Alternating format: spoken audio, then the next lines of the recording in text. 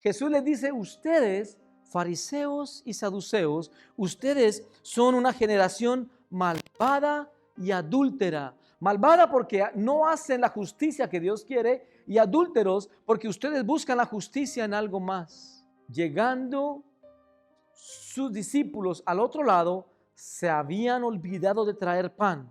Y Jesús les dijo, mirad, cuídense de la levadura de los fariseos. Jesús únicamente utiliza el ejemplo para decirles, un poquito puede dañar muchas cosas. Un poquito de levadura, solo un poquito, y puede dañar lo demás.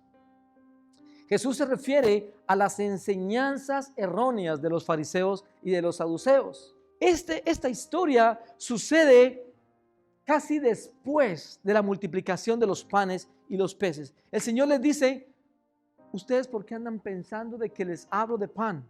¿Por qué dicen que no tienen pan? Y aquí hay una palabra importante que tenemos nosotros que aprender, que es la palabra oligopistia. La palabra fe es pisteo, creer, esperar algo. Oligopistia significa poquita fe. El Señor les dice a los fariseos y a los saduceos, generación adúltera, generación incrédula, generación apistis. Ustedes no creen, ustedes no tienen fe. Jesús le dice a los saduceos, yo he hecho milagros, he resucitado a los muertos, he hecho tantos milagros y ustedes no quieren creer. Pero a sus discípulos les dice, hombres de poca fe. El término no es igual. Lo que quiero con eso mostrar es que Jesús a los fariseos y los saduceos que no han creído en Él les llama generación adúltera y malvada. Pero a sus discípulos que no tienen fe les llama hombres de poca fe. Oligopistis es un término que Jesús utiliza, únicamente Él lo utiliza. Lo utiliza con sus discípulos y lo utiliza como una tierna reprensión. Esa reprensión la hace siempre cuando la gente tiene angustia o temor. Hay un par de ejemplos. ¿Recuerdan en Mateo capítulo 8 que el Señor va en el barco con los discípulos, el Señor se acuesta a dormir y viene la gran tempestad, los discípulos se preocupan todo, Señor, Señor, ¿no te cuidas que perecemos? Y el Señor se levanta donde está durmiendo y le dice, cálmate a la tempestad, y la tempestad se calma. Y el Señor les dice a los hombres, hombres de poca fe, ¿por qué dudaron? No les dice generación malvada y adúltera, no, porque Él los reprende de una manera cariñosa, afectiva. En Mateo 14, cuando Pedro, ¿se acuerdan que Pedro está allí en medio de la tormenta, medio de la oscuridad, medio de la noche, perdón, y Pedro dice, Señor, si eres tú el que viene caminando, manda que yo camine sobre el agua. ¿Recuerda la historia? Y Pedro comienza a caminar sobre las aguas, y comienza a caminar, y comienza a quitar su mirada de Jesús y se comienza a hundir. Y Pedro se hunde y el Señor lo toma de la mano y le dice, Pedro, oligopisteo, ¿por qué dudaste, hombre de poca fe?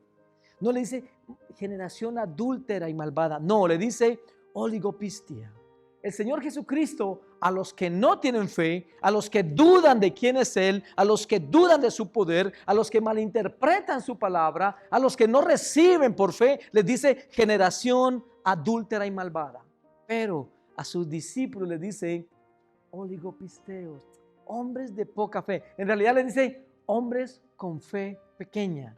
Esto me encanta de esta historia, porque el Señor definitivamente no trata igual al que no cree como aquel que sí cree.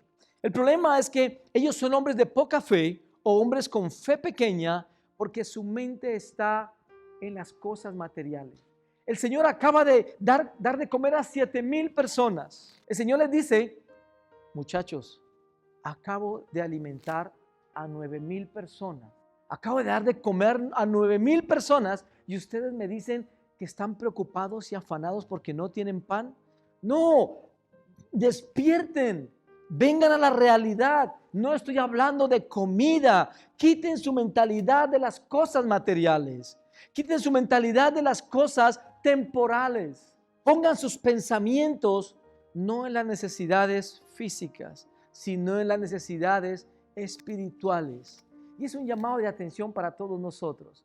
No cuidamos nuestra vida espiritual de la manera que cuidamos nuestras propiedades. o nuestras pertenencias. A veces no le damos el cuidado que eso verdaderamente necesita tener. La poca fe en Dios lleva a dos faltas importantes en la vida espiritual. Cuando tenemos poca fe, una fe pequeña, no tenemos capacidad de discernir verdades espirituales. Cuando somos nuevos creyentes, no podemos discernir lo que está pasando a nuestro alrededor. Eso es lo primero, ¿no?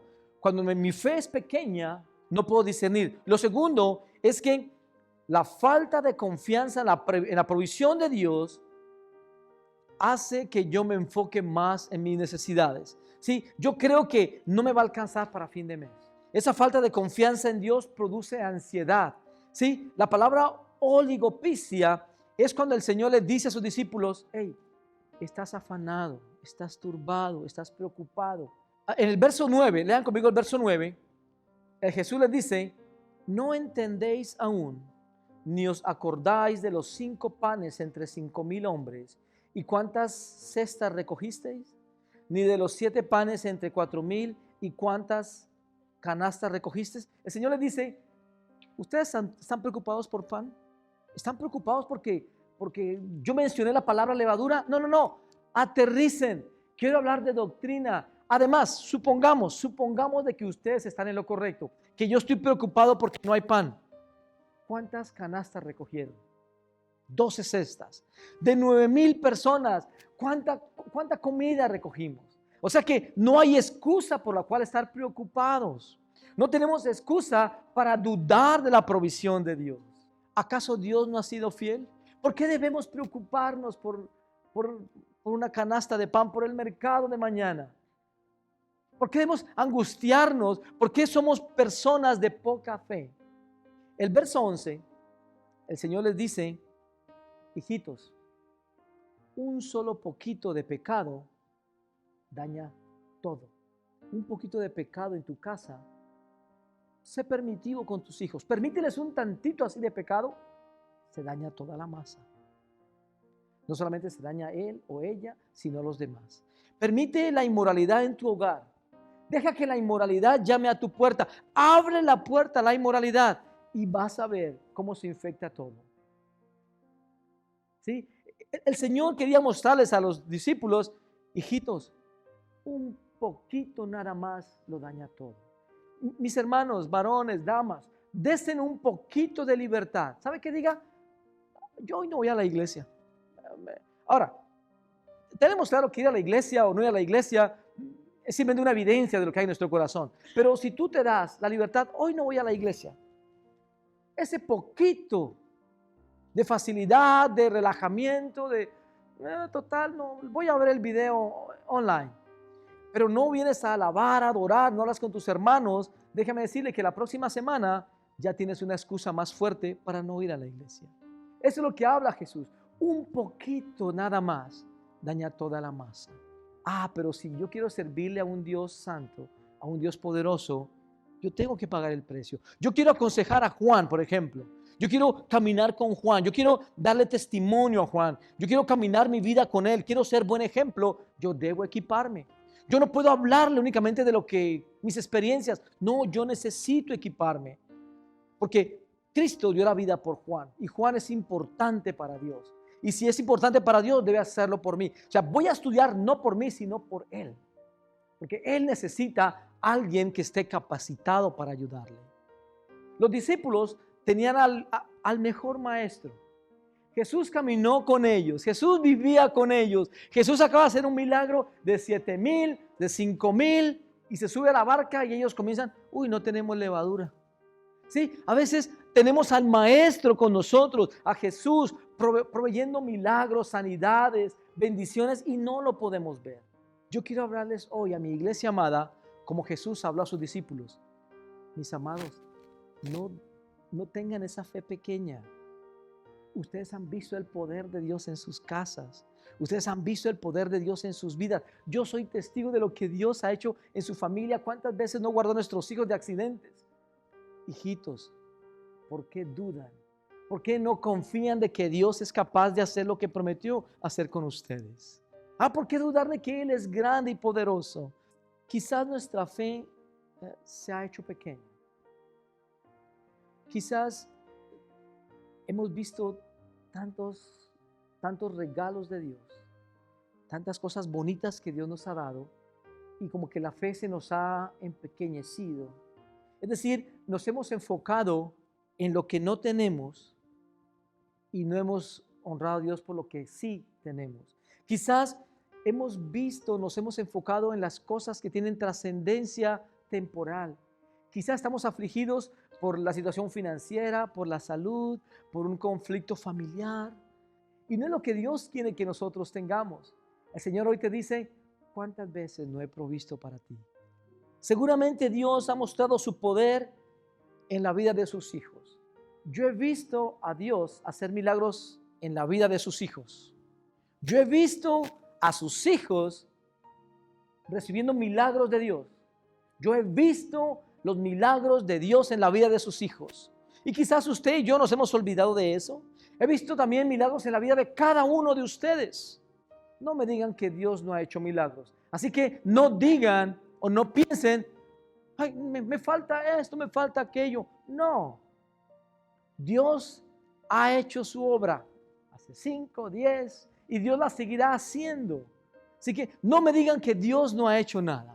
Si yo llamase, vamos a dar testimonio que ha hecho Dios, ninguno podría quedarse en su silla. Pero ¿sabe qué? Muchos decimos, Dios no ha hecho milagros en mi vida. ¿Cuántos milagros necesitas para creer? Alguna vez quizás estuvimos enfermos. Dios intervino milagrosamente. ¿Cuántas veces Dios no llegó en momentos difíciles y claves cuando lo habíamos olvidado? Dios no nos dice en esta noche, escúchame bien, Dios no nos dice a nosotros, generación adúltera, no. Él nos dice hoy ¿por qué dudan? ¿Por qué dudan del Señor? Así que mis amados, hoy yo te quiero decir, Dios ya lo ha hecho antes. El Señor, escúchame bien, hoy te dice, hombre o mujer de poca fe, pon tu mirada una vez más en mí y yo lo haré de nuevo. Quédese con esa palabra. Hombre de poca fe, mujer de fe pequeña, hombre de fe pequeña, pon tu mirada en mí, recuerda mis bendiciones, recuerda que nunca te he faltado, yo lo haré otra vez. Lleves esa palabra en su corazón, atesórela. Si Dios lo ha bendecido antes, si Dios lo ha prosperado antes, Dios lo ha sanado antes, Dios ha sido fiel antes, Dios seguirá siendo fiel. Ahí donde usted está, vamos a orar.